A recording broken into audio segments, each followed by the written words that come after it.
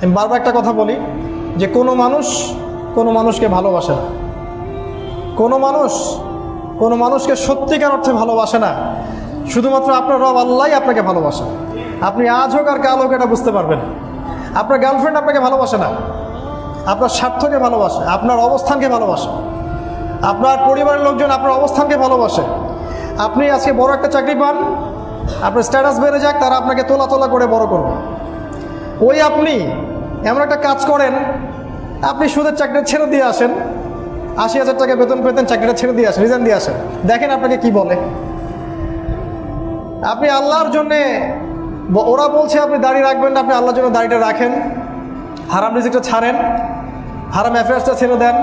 আপনার বড় ব্যবসা আছে কিন্তু হারাম, আপনি ছেড়ে দিয়ে পরিবারবর্গের কাছে আসেন, বলেন যে আমি আল্লাহর জন্য হারাম ব্যবসা ছেড়ে দিচ্ছি, দেখেন আপনাকে ভালোবাসে কিনা। মানুষকে ভালোবাসে না, অনলি আল্লাহ আমাদের রব আমাদেরকে ভালোবাসা। তো আল্লাহর জন্য সব ছাড়ার মানসিকতাটা থাকতে হবে।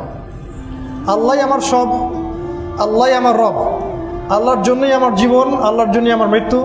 কেউ আমার সাথে নাই, কেউ আমার সাথে যাবেও না। তাই দুনিয়ার এই সংক্ষিপ্ত সময়টা এই মানুষগুলোকে খুশি করার জন্য ব্যয় করবেন না।